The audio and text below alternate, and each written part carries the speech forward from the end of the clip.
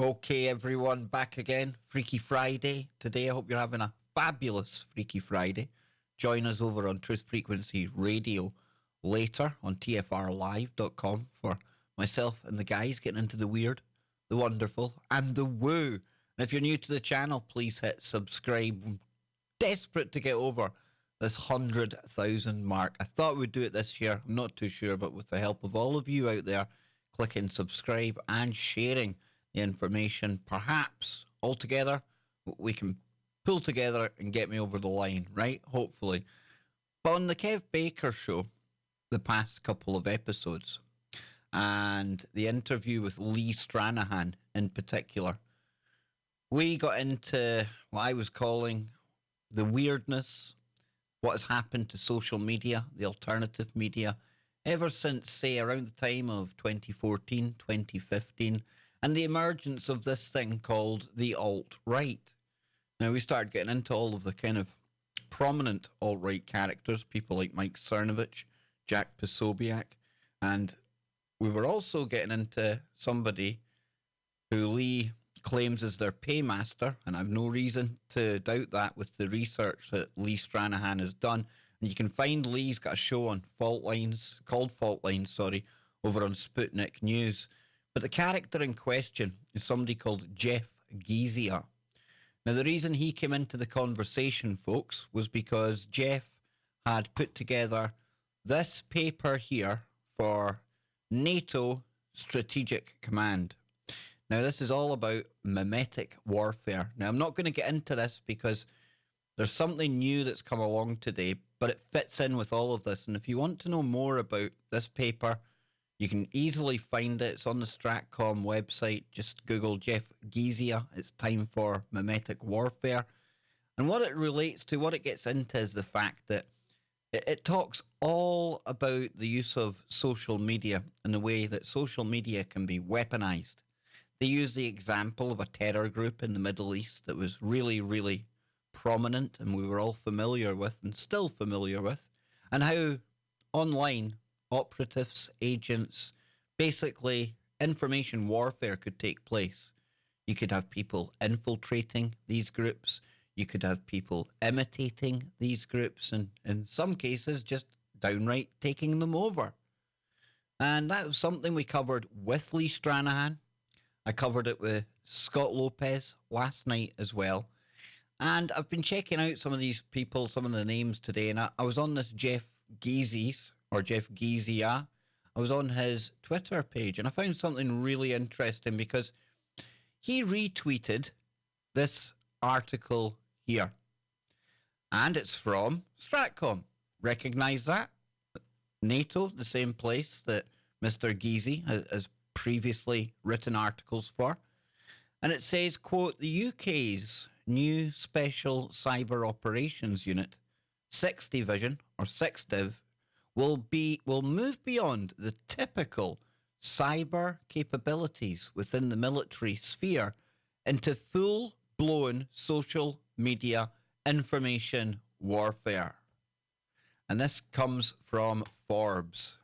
So this is what I really want to get into today because in the past two shows, in particular with Lee as well, he's concentrating on all of these characters, the Cernoviches, the links to people like Gysi, and also tying it in with Epstein and Alan Dershowitz as well. But if we step back and we look at alt media, the social media, as on the whole, we can really see how in recent times, and I put it around the time of 2014, 2015, it really became weaponized. A lot of psyops running, a lot of disinformation running, a lot of new conspiracy theories springing up and gaining a lot of traction fast with the use of bots and people who were really clued up on how to use the internet. And I'm starting to think it's all starting to fit together. And at the same time as that's going on, things are just going to get even worse now because it's already hard enough to know if what you're looking at is true, if it's bunk, if it's misinformation, somebody's put it together by mistake, or if it's deliberate disinformation. And if it is disinformation, who's it coming from and what's it designed to do? Because we've seen in recent times the power of the social media, whether people really appreciate this or not. And it was highlighted in the Netflix documentary called The Great Hack, just how easy it is for us to be psychologically manipulated to behave in one way or another. In The Great Hack, it looks at voting, how people will vote. And forget voting, think everything. Because we are in information warfares and it is raging right now. And it's only set to get worse. And in this article here, as the headline says, the army deploys a social media warfare division to fight Russia. Now, forget Russia, folks. They use Russia because the mainstream media have done a really good job of brainwashing the herd, the majority of people who still watch that absolute tribe. They have convinced them that Russia are trying to infiltrate everything. Okay, it's Russia this, Russia that. You know the narrative. They've been spinning it and hyping it for years, folks, okay?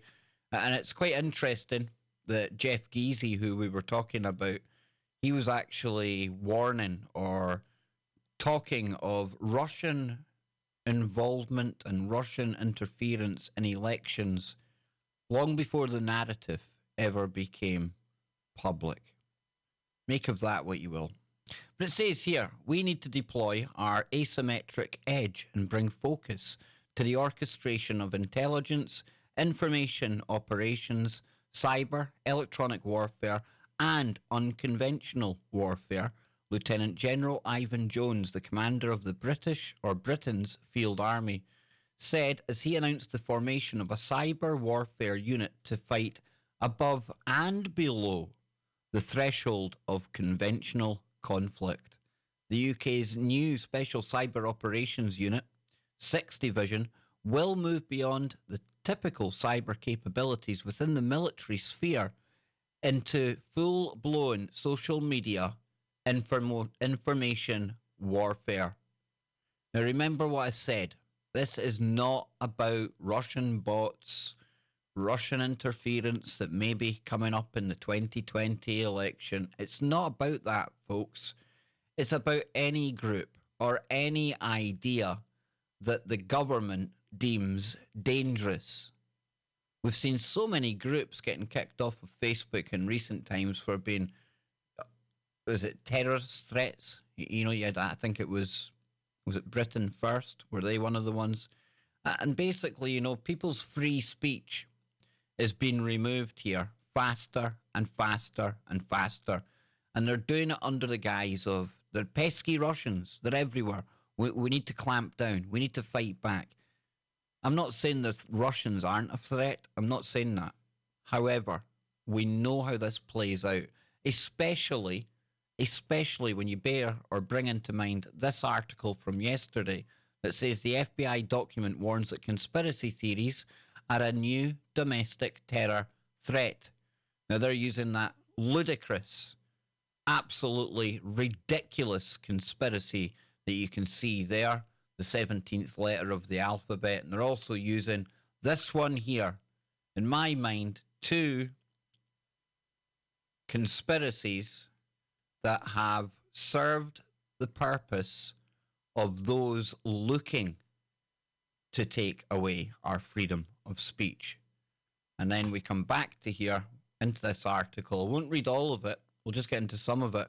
I'll leave a link in the description, but it says much of the work of the new unit will be relatively traditional signals activities, jamming and intercepting enemy comms, supporting the field world of allied intelligence agencies.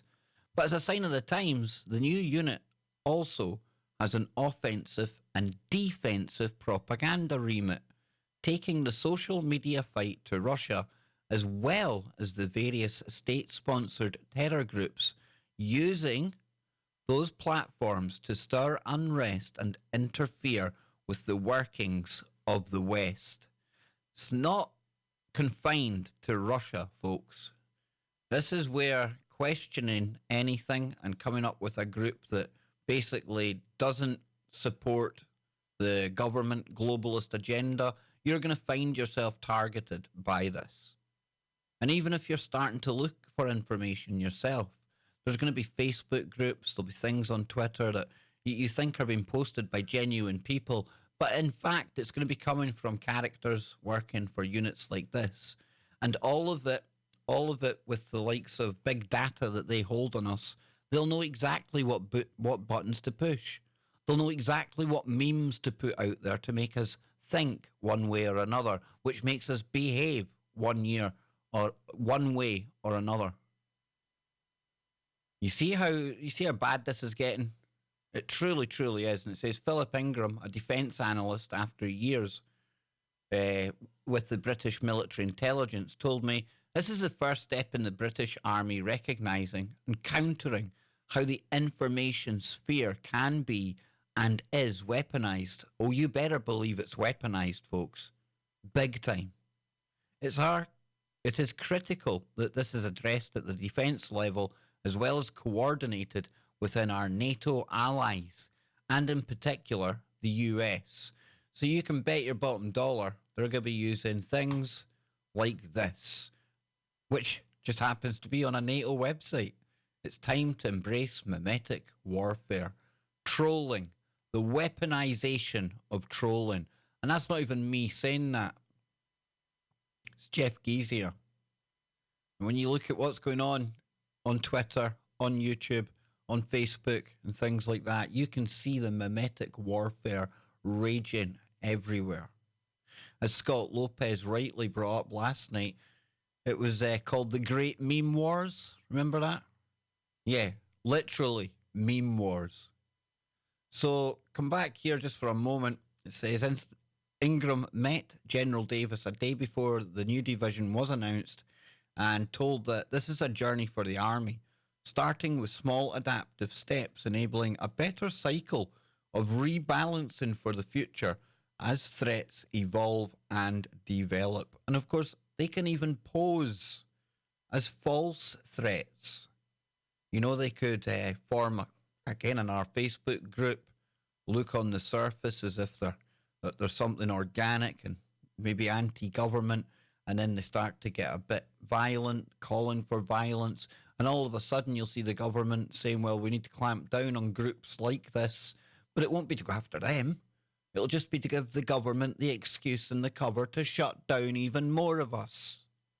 Do you see how it works? See how it all comes together? So yeah, please check out this document. There's more to this. It's quite a decent read. It's quite a long read. I don't want to take up too much of your time. This isn't the first time that the army in the UK has set up something like this. Because check this out. 77th Brigade, Influence and Outreach. And this was set up a couple of years ago. And they called it the Cyber Warfare or Social Media Warfare Unit. And it says, challenge the difficulties in modern warfare. We're a combined regular and Army Reserve unit. And our aim is to challenge the difficulties of modern warfare using non-lethal engagement and legitimate non-military levers as a means to adapt behaviours of the opposing forces and adversaries. That's you and me. So check all of this out, folks. Join us over on Freaky Friday later on tonight. Please, please, please urge you to check out this interview with Lee Stranahan. Absolutely brilliant work by Lee. You can find him over on Sputnik News. Fault Lines is the show that he co-hosts. You can get him on Twitter as well, where he's constantly putting out work and research that ties into all of this. And it's important that we learn about what is going on here because we are in an information war. Yeah, it's cliche. Jonesy stole it and he rightly used it because he was ahead of his time. We are in an information war. And inside this little interview with Lee Stranahan here, we get into Alex Jones, we get into all sorts. Everything that's gone weird and wrong in the past couple of years. And Lee Stranahan, he's connecting the dots. So join me over on Freaky Friday later. Keep your eye open for some videos with Unirock over the weekend. And of course, Unirock's work fits in with all of this as well because he's naming and shaming some of the low lying fruit, that bottom tier of YouTube operators that are pushing specific conspiracies that look really interesting on the surface, but are nothing more than tools of propaganda to make you think one way or another, just like the army wants to adapt behaviors of you.